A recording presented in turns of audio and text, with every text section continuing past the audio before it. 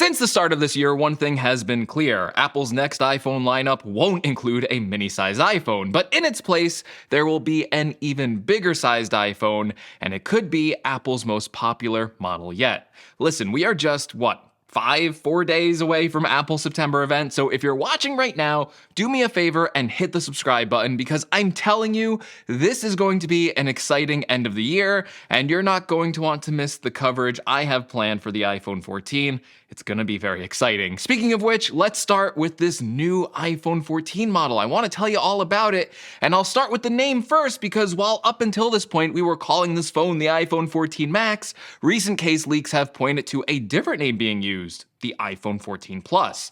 That's right, it appears like Apple is taking the old Plus naming scheme from the iPhone 6 to the iPhone 8 Plus and will be reusing this name for the bigger normal-sized iPhone 14 model. And this makes all kinds of sense because first of all, it gives the phone a unique name that won't confuse people during the marketing of these phones. Like, I can already imagine a complete chaos of working at an Apple store and then someone walks in and they're like, I want the iPhone 14 Max.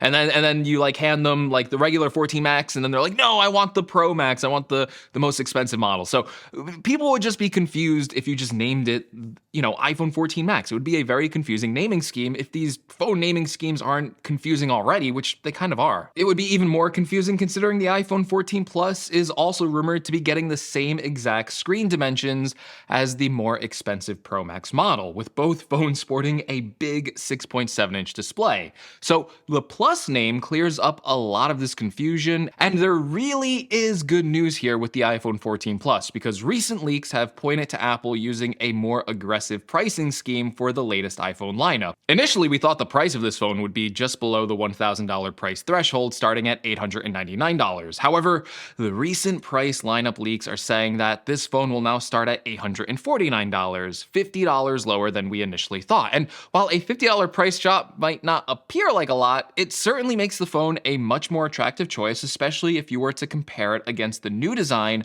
of the iPhone 14 Pro sitting right next to it. The more those prices are separated, the lower this model becomes, the more attractive it is as a potential customer for this phone. I mean, just look at this rumored pricing lineup. $849 is the sweet spot for this phone, and I think this pricing would make it Apple's most popular phone model for this year.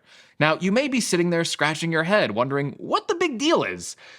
Well, big is the key word here. You see, the iPhone 12 and 13 mini by Apple's sales metrics were, they were failures. While I really enjoyed these phones and appreciated their compact form factor, the vast majority of people have been gravitating towards bigger and bigger phone form factors, and they're doing this for a couple of reasons. The first is most people use their phones as their primary computing devices, so obviously they want bigger screens for productivity and entertainment.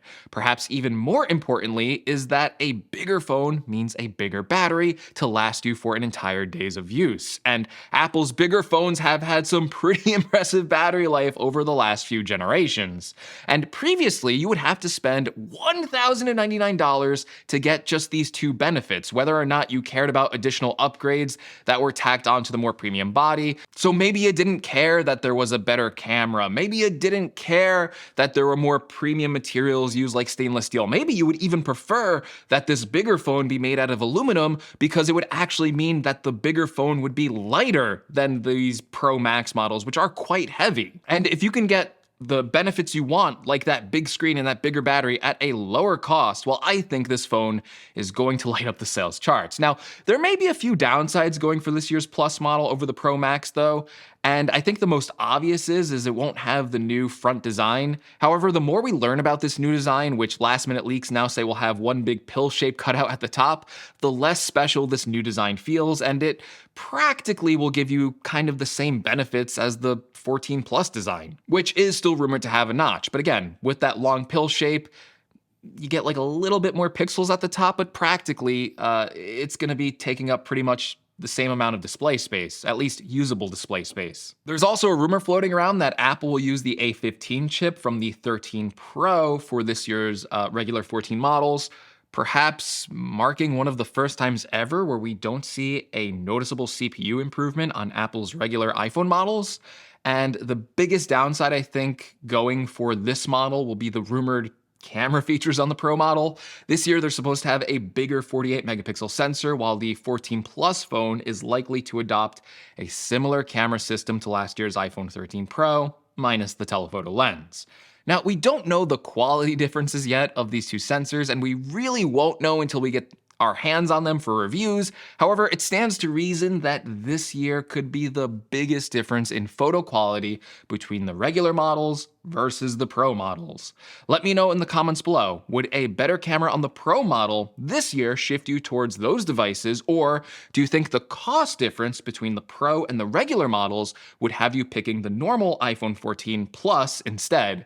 Now, there are a few more upgrades rumored for the iPhone 14 Plus besides the bigger display and the better battery life. Leaks also say that it could possibly get satellite connectivity, meaning in situations where you are away from a cell tower, you would still be able to make calls and send messages by connecting directly to satellites orbiting the Earth. There's also a few rumors of Apple making MagSafe even stronger this year and adding exclusive MagSafe accessories to the 14 lineup. One of them that leaked was a battery accessory, which would be exclusive to the 14 lineup, which I think means it's going to have more capacity. It's going to be a little bit bigger in size to the current MagSafe battery because, yeah, they don't have to support the mini models anymore, so they can make some of those MagSafe accessories bigger. I'm actually hoping for a bigger wallet attachment. I'd love to fit in at least one more credit card into my wallet that attaches on the back of my phone. So yeah, I'm actually looking forward to that. And while the main camera might not be getting the 14 Pro's 48 megapixel sensor, the front-facing camera is rumored to receive a big boost this year with a new 12 megapixel sensor, and then the front-facing camera will be getting an f1.9 aperture to let in more light and have autofocus. Ming-Chi Kuo, an Apple supply chain analyst, says this should be a pretty big upgrade to the front-facing camera, especially for selfies and videos. Now, the 14 should also get a fresh shade of new colors. The current leaks say that the colors this year will include Starlight, Midnight, Product Red, Blue, Green, and Purple. Also, there will be a lot of spec upgrades on the inside. Current rumors say that the RAM for the 14 and 14 Plus model will be upgraded from 4 gigabytes to 6 gigabytes of memory, a 50% increase over last year's models. They'll also use more energy-efficient 5G chips, which should provide yet another boost to battery life. And we should also see upgrades like Wi-Fi 6E make its way into Apple's phones this year, providing faster wireless speeds and better connectivity if you have a newer Wi-Fi 6E router. So there's a lot of nice quality of life improvements on the 14 Plus this year, but nothing as groundbreaking as what we expect on the Pro models. However, my point remains that this iPhone 14 Plus might possibly be Apple's most popular model this year, and with this newer strategy of selling two big phone models, I think it will drive the average price of iPhone purchases up, and users will shell out $100 more for the bigger size phone over the regular 14 model, which may actually be one of Apple's weakest selling phones, that or the regular Pro model. And Apple is apparently ready to sell a lot of iPhones, with Apple ordering an initial batch of 90 million iPhones. That's a lot. Some analysts are saying that the iPhone 14 will sell better than even the iPhone 12 or even the iPhone 13. And I think with this new strategy, they're right. But let me know in the comments below, do you think that the new iPhone 14 Plus is going to be Apple's most popular model because of its bigger size?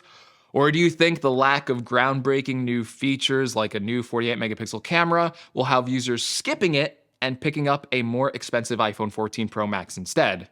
All right, you got it to the end of the video. Congratulations to you. If you liked the video, make sure you give me a like. If you want to see more from the channel, it's Apple season. Make sure you're subscribed. And as always, thank you so much for watching. And hopefully, I'll see you in the next one. Take care, everyone.